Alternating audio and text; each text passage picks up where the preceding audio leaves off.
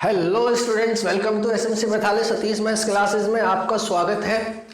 Probability class 12th maths crash course के अंदर हम काम कर रहे हैं, जिसके अंदर लास्ट वीडियो के अंदर मैंने 13.2 एक्सरसाइज को कवर अप किया था। आज हम एक्सरसाइज 13.3 में काम करेंगे, जिसके अंदर दो टॉपिक आ रहे हैं। मेनली पहला टॉपिक है आपका टोटल प्रोबेबिलिटी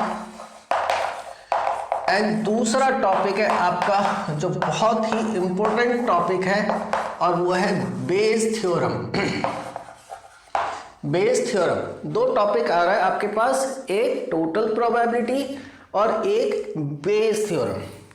इस टोटल प्रोबेबिलिटी को समझने के लिए हम एक एग्जाम्पल लेंगे। एग्जाम्पल क्या, एक क्वेश्चन ही है, लेकिन मैं उसको एग्जाम्पल की तरह लेकर आऊंगा, जिससे आपको ये समझाया जा सके कि ये टोटल प्रोबेबिलिटी क्या होता है और बेस क्या होता है। तो थोड़ा वीडियो में टाइम टेकिंग वीडियो बनेगा, इसलिए मैं एक्सरसाइज में जैसे 13.2 में स्प्लिट किया था, इसको भी स्प्लिट करेंगे। टोटल प्रोबेबिलिटी को स्टार्ट करने से पहले बच्चों लाइक सब्सक्राइब कर लो, बेल आइकन का बटन दबा लो, जो भी करना है जल्दी जल्दी कर डालो ताकि मजा आ जाए। राइट, टोटल प्रोबेबिलिटी क्या होता है। अब एग्जैक्टली क्या हो रहा था कि अभी तक तो नॉर्मल काइंड ऑफ प्रोबेबिलिटी हम कर रहे थे, थोड़ा सा हमने एक्सटेंड किया सिस्टम को कि भाई कंडीशनल प्रोबेबिलिटी क्या होता है, मल्टीप्लिकेशन थ्योरम या। बट अब यहाँ पे हम एक ऐसी कंडीशन पे बात कर रहे हैं, जैसे कि सपोज करो आपके पास 3 बैग्स हैं। लेट सपोज ये बैग ए है, ये बैग बी है, ये बैग सी है। अब समझना, अभी एक्सरसाइज नहीं स्टार्ट कर रहा, इसको समझने की कोशिश करना। इसके अंदर red white red white red white, हर बैग के अंदर कुछ रेड और कुछ वाइट बॉल्स है। हम इसको इस तरीके से करते हैं कि यहाँ पे 5 red 5 white balls, total balls हो गए हमारे पास 10। यहाँ पे 3 reds and 7 white ball, total ball हो गई हमारे पास 10। कोई ज़रूरी नहीं है, इनके नंबर्स आगे पीछे भी हो सकते हैं। मुझे एक एग्जाम्पल सेट करना है जिससे कि मैं आपको ये चीज़ आराम से सिखा सकूं। हमारे पास 6 red and 4 white ball, total ball हो गई 10। So there are 3 bags A B C. एक बैग को सिलेक्ट करना है हमें, इन 3 में से एक बैग को सिलेक्ट करना है, एक बॉल निकालना है और वो बॉल रेड कलर का होगा। इसकी क्या प्रोबेबिलिटी है, सुन लो ध्यान से। रैंडमली एक बैग को सिलेक्ट करना है, ये नहीं कि आपका मर्जी जो करेगा वो बैग उठाना है, बट रैंडम कंडीशन में ही बैग का सिलेक्शन होगा। एबीसी बैग को सिलेक्ट करना रैंडम होगा, मतलब आप ये नहीं बोल सकते कि नहीं मैं तो बी ही उठाऊंगा। आपको रैंडमली एक बैग उठाना है, मतलब without looking on the bag आपको एक बैग उठाना है, रैंडम बैग उठाना है।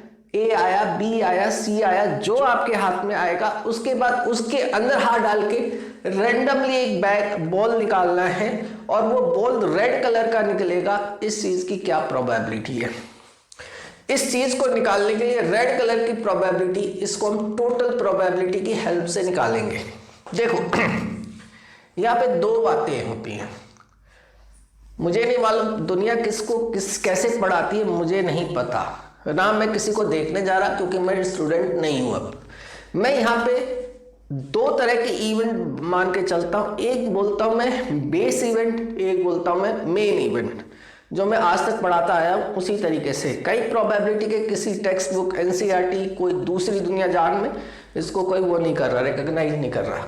बस समझने के लिए थोड़ी देर के लिए मेरे साथ इस चीज को समझो कि बेस इवेंट क्या है, मेन इवेंट क्या है। Base event, let events. सबसे पहले भाई आपका तो बैग सेलेक्ट होगा तभी तो बॉल निकालोगे, तो selection of these bag is called the base event. तो base event, let events E one, right, E one selection selection of bag A, right? E2 selection of bag B, E3 selection of bag C. ये 3 event बने and now add event A that is called the main event, जिसको मैं main event बोलता हूं. A means ball drawn is red, correct. तो ये हमारे events बने.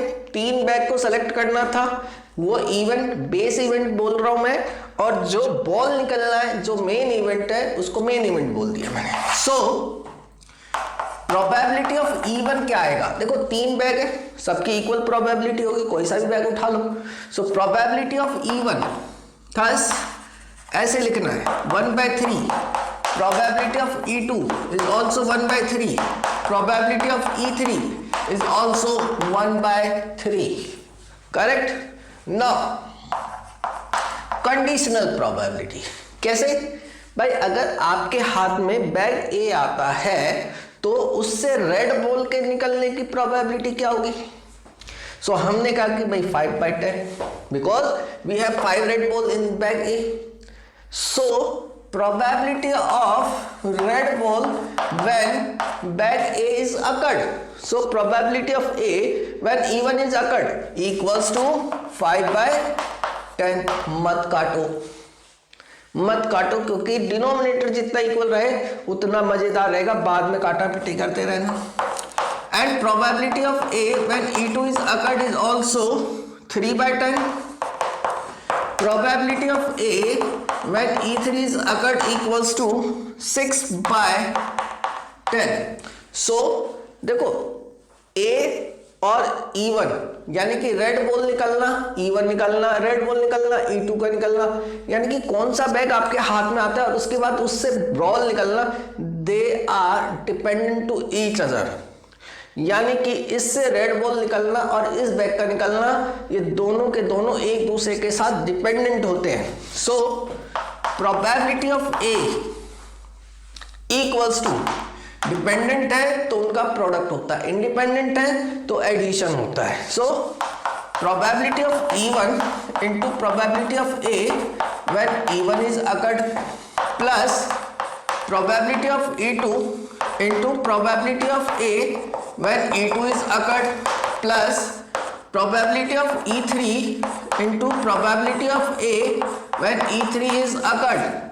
And this is the probability of red ball drawing through these bags, and that is why this is called the total probability. इसी को total probability बोलते हैं, right?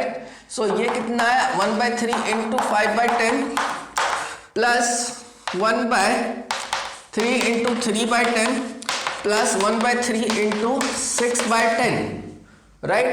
यहाँ पे मैंने क्या किया? डिनोमिनेटर को चेंज नहीं किया. इसका फायदा देखो 30 राइट. तो 5 + 3 + 6 कितना हो गया? 8 + 6 14/30 कैंसिल आउट कर दो आप इसको. 7/15 is the answer, correct. So this is known as the total probability. By total probability तो इसमें क्या मांगा टोटल प्रोबेबिलिटी के अंदर कि भाई रेड बॉल निकलने की प्रोबेबिलिटी क्या है. अब बेस थ्योरम को समझने की कोशिश करते हैं. इसी क्वेश्चन को आगे कंटिन्यू करते हैं. देखो प्रोबेबिलिटी का मतलब क्या है? प्रोबेबिलिटी का मतलब है favourable outcome over total outcome, correct. Total outcome. तो बेस थ्योरम इसी चीज को टोटल प्रोबेबिलिटी के साथ करता है, यानी कि favourable probability upon total probability. Base क्या करता है? इसके अंदर probability, favourable probability out of total probability, इस चीज को यूज करता है. बहुत सिंपल तरीके से समझाने की कोशिश कर रहा हूं. इंट्रो है Bayes theorem and total probability का. ध्यान से देख लो, बहुत काम की चीज है. बहुत बहुत काम की चीज है। बेस थ्योरम मतलब कि जान है प्रोबेबिलिटी की 12th ग्रेड के अंदर, राइट। सो अब क्वेश्चन को घुमाएगा कैसे, इसी क्वेश्चन पे आते हैं हम। ए बी सी जी 3 बैग है हमारे पास, ए के अंदर इतने इतने इतने बॉल्स रखे हैं।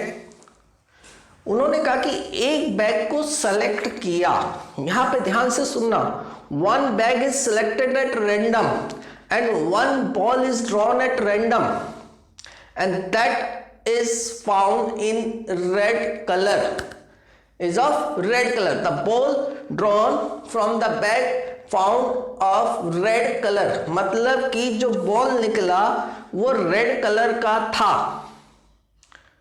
So what is the probability that ball drawn from the bag to bag B, मतलब कि बैग 2 से निकला वो बॉल, तो इस चीज की प्रोबेबिलिटी क्या है? सो बैग बी से बॉल के निकलने की प्रोबेबिलिटी क्या है? ये है, ध्यान से देख लो। So this is the favourable probability and that is the total probability. तो मैंने क्या बताया? Favourable probability upon total probability. So according to Bayes theorem, by Bayes theorem probability of E2 किससे मांगा? E2 when ball drawn is red, मतलब given ball is red equals to P E2 into PA when E2, that is our favorable probability, ये लिखा मैंने, upon total probability P E1 into PA when E1 is occurred plus PE2 into PA when E2 is occurred plus PE3 into PA when E3 is occurred, correct, right। so यहां से ये हो जाएगा 1/3 into 3/10 upon, देखो 1/3 into 5/10 plus 1/3 into 3/10 plus 1/3 into 6/10। Denominator same रखोगे तो आपका बहुत फायदा हो जाएगा। 3 10 30 30 30 30 कैंसिल हो गया, तो 133 upon 5 plus 3 plus 6 is 3/14 is the answer. तो ये था बेस थ्योरम, ये था total probability, they are connected to each other. तो ये था हमारा intro to Bayes and total probability. इसको देखें, अब हम क्वेश्चन सॉल्व करते हैं, राइट।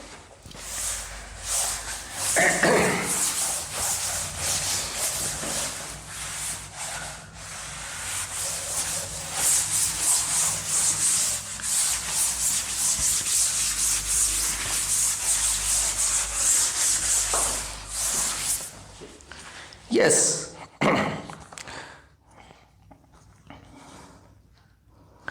क्वेश्चन नंबर 1, एक्सरसाइज का question number 1। An urn contain 5 red and 5 black balls, red and black, 5 red 5 black, total 10 balls हो गए, ठीक है, ऐसा बना सकते हो, कोई दिक्कत नहीं है। Urn an urn contain 5 red and 5 black balls, a ball is drawn at random, its color is noted and is returned to the urn। अब इस बैग के अंदर से एक बॉल निकाला गया, उसका कलर देखा और वापस से उस बॉल को थैले में डाल दिया गया। Moreover, 2 additional balls of the color drawn are put in the urn, और उसके बाद सेम कलर, जो कलर उन्होंने निकाला उसी कलर की 2 बॉल उसमें डाल देंगे, करेक्ट, 2 बॉल उसमें डाल देंगे एंड देन दोबारा से उसके अंदर से एक बॉल निकाला जाएगा। What is the probability that the second ball is red? What is the probability that second ball is red? Nothing given that. याद रखो, बेस और टोटल में समझने के लिए कुछ भी उन्होंने गिवन दैट नहीं बोला, तो मतलब कि ये टोटल प्रोबेबिलिटी है। So here let events, base event, main event क्या मांगा, बॉल ड्रॉन इज रेड, तो ए होगा ball drawn is red, second ball drawn is red, वो हमारा मेन इवेंट बनेगा। बेस इवेंट, देखो पहला बॉल निकाला, उसका कलर देख के उसी तरह के दो बॉलें डाली उसके अंदर, तो आपके पास यहां से, क्योंकि दो ही कलर है इसके पास, रेड और ब्लैक, तो या तो रेड बॉल निकलेगा या फिर ब्लैक निकलेगा। तो let events even such that first ball drawn red, E2 first ball drawn black, right, and A such that second ball drawn red. That is our main event. That these two are the base event and this is our main event. So thus probability of E1 ऐसे horizontally लिखना, चाहे तीन हो चार हो, एक ही line में लिखने की कोशिश करना, बहुत फायदा मिलता है। ऐसे वर्टिकल मत लिखना, फायदा मिलेगा। मैं आपके फायदे की ही बात करूंगा। PE2 ये हो गया, दो इवेंट है। You can look 5 out of 10 red ball निकलने की probability, 5 out of 10 black ball के निकलने की प्रोबेबिलिटी, 5 आउट ऑफ 10। रिड्यूस करोगे तो 1/2 1/2, देन रिड्यूस करो, डिनोमिनेटर सेम रहना चाहिए, याद रखना है। तो 1/2 कॉमा 1/2 तब कर देना, अदरवाइज मत करना। And probability of A when E1 is occurred, suppose करो अब आपके हाथ में E1 अकर्ड का मतलब कि रेड बॉल आपके हाथ में आता है, देखा आपने रेड बॉल है, अच्छा वापस डाल दिया, फिर क्या किया आपने, दो रेड बॉल डाल दी अंदर, तो आपके पास total number of ball plus 2 red अगर यहाँ पे होता है तो टोटल 12 बॉल हो जाएंगे, 7 रेड हो जाएंगे। सो probability of A when E1 is occurred is 7/12। And अगर ये ब्लैक होते हैं तो दो ब्लैक बॉल, तो अब रेड तो 5 ही रहना है, रेड 5 ही रहना है। So probability of A when E2 is occurred is 5/12, correct, सही। So by total probability of A equals to PE1 into probability of A when E1 is occurred plus PE2 into probability of A when E2 is occurred, correct? So 1/2 into 7/12 plus 1/2 into 5/12, you can look 2 into 12 24 24 24, तो 7 plus 5 7 plus 5 by 24, 12/24, 1/2 is the answer, right? Question number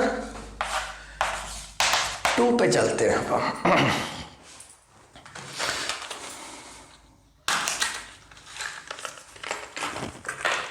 right, question number 2 है हमारे पास।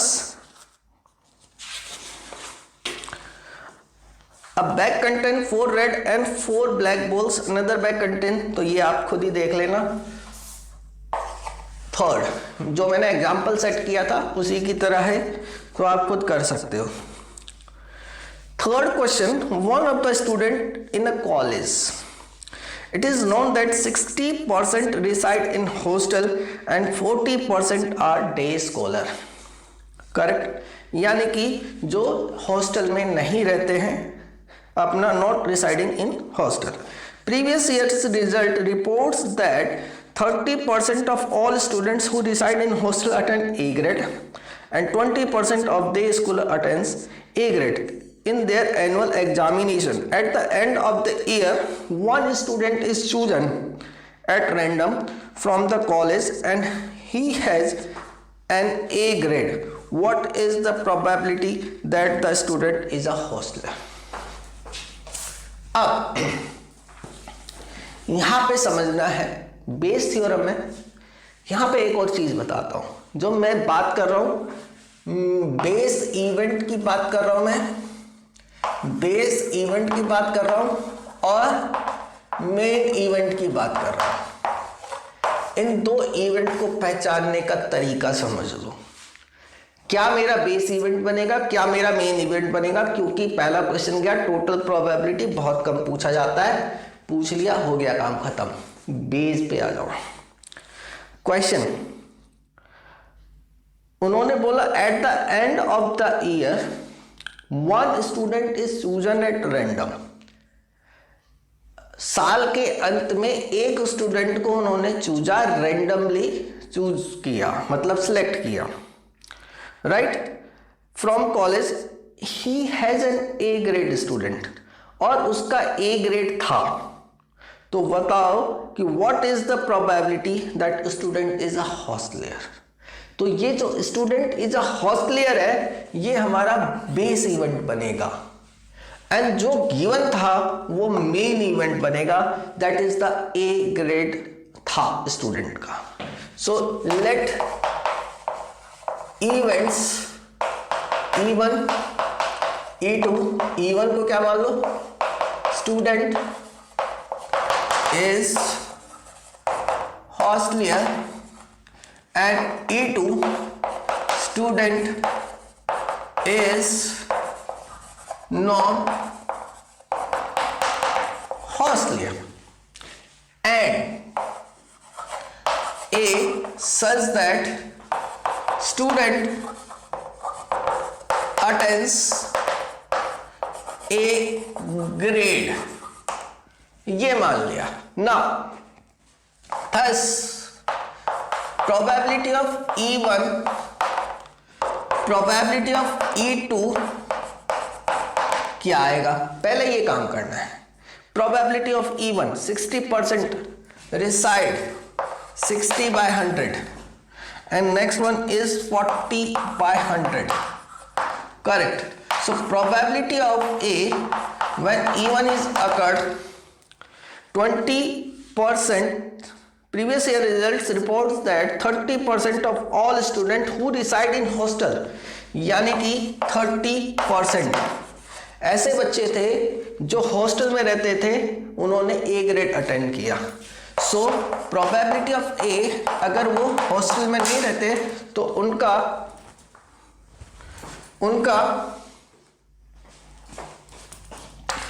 A grade attend करने का percentage है 20%, right. So what is the probability that a student is hosteller, यानी कि by Bayes theorem लिखना पड़ेगा आपको। By Bayes theorem probability of E1 when A is occurred equals to P E1 A। तो इन दोनों का प्रोडक्ट ऊपर रखोगे into P A when E1 upon इन दोनों के प्रोडक्ट का sum, P E1 into probability of A when E1 plus P E2 into probability of A when E2 is occurred. So this implies 60 by 100 into 30 by 100 upon 60 by 100 into 30 by 100 plus 40 by 100 into 20 by 100। 100 10,000 cut गया आपका denominator से denominator, 6 3 जा 1800 upon 1800 plus 800, यह आया 1800 upon 2600, 20 से 2 zeros, 9 by 13 is the answer, 9 by 13। ये हुआ question number 3। अच्छा क्वेश्चन है, बोर्ड में आया हुआ क्वेश्चन है। इस एक्सरसाइज के मैक्सिमम क्वेश्चंस बोर्ड में आ चुके हैं, क्योंकि बेस थ्योरम तो हमेशा से ही आना है, आएगा, आता रहेगा। करेक्ट। क्वेश्चन नंबर 4 पे चलते हैं अपन।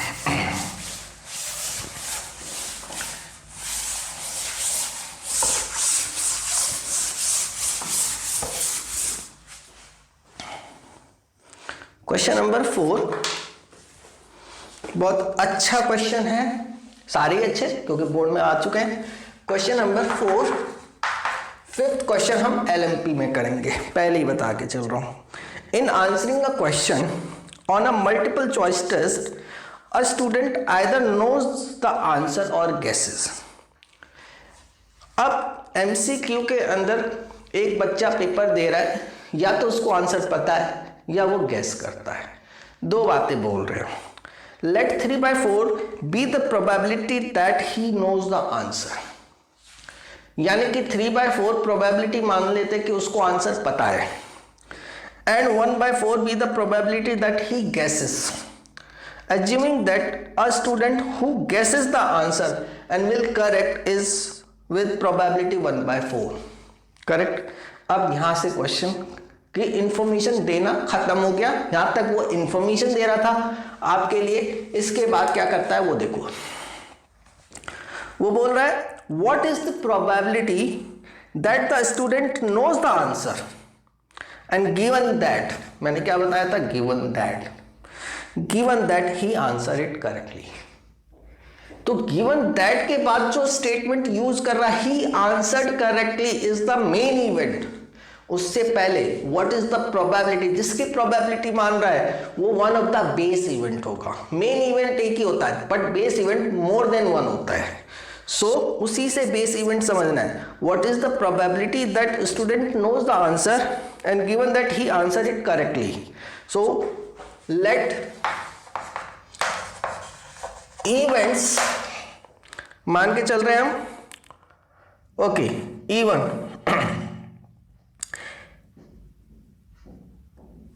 student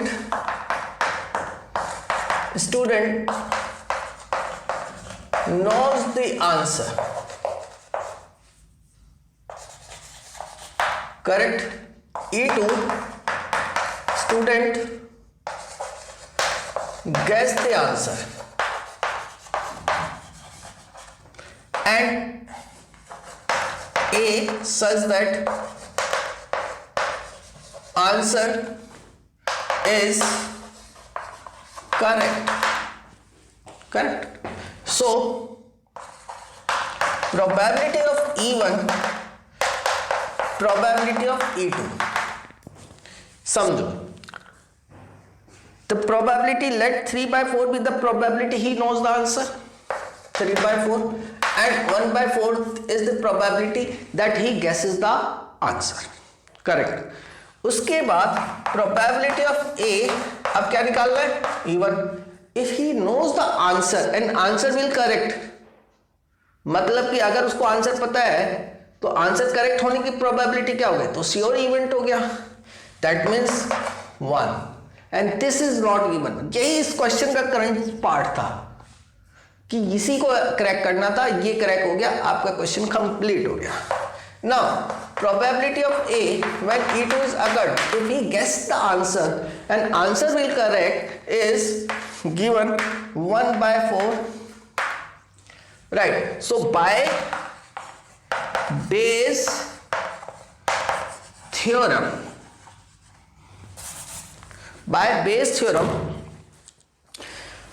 probability of E1 when A is occurred, देखो जो आपका बेस इवेंट है, जो उसमें दे रहा है, जिसकी प्रोबेबिलिटी मांग रहा है, उसको तो आप सबसे पहले ही अज्यूम कर लो, E1 मान लो।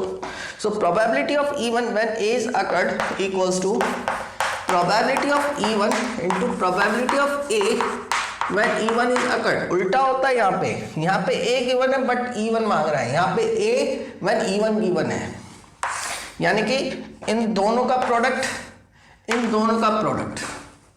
राइट, सम कर देते हैं। P(E1) into probability of A when E1 is occurred plus P(E2) into probability of A when it is occurred. Right? Put up the values. 3/4 into 1 upon 3/4 into 1 plus 1/4 into 1/4. Correct. इसको आप लिख सकते हो 3/4 की जगह हम 12/16 मैंने 4/4 से मल्टीप्लाई कर दिया इसको. राइट. इसको यहां पे किया हमने 4/4 से, तो 9/16 प्लस 1/16. सो ये हो जाएगा बच्चों आपका 16 से 16 कट जाएगा 12/10. सॉरी 9/नहीं 12/16 12/30 इज द आंसर. सो ये है हमारा क्वेश्चन नंबर 4. बहुत अच्छा क्वेश्चन है. इसके साथ थोड़ा सा मिक्सअप कर सकता है, इसको थोड़ा बहुत चेंज करके आपके सामने भेजा जा सकता है. तो ये था क्वेश्चन नंबर 4. इसके बाद के जो क्वेश्चंस हैं, क्योंकि इसमें इंट्रो भी है तो थोड़ा क्वेश्चन की वीडियो की लेंथ ज़्यादा हो जाती है, तो इसलिए इस वीडियो को यहीं तक रखते हैं. नेक्स्ट वीडियो में बेस ख़त्म करके हम उसके बाद प्रोबेबिलिटी डिस्ट्रीब्यूशन स्टार्ट करेंगे. तो अच्छा लगा लाइक करो, सब्सक्राइब करो. अभी तक आपने देखा, ध्यान से देखा, उसके लिए बहुत बहुत धन्यवाद. Thank you very much. Bye.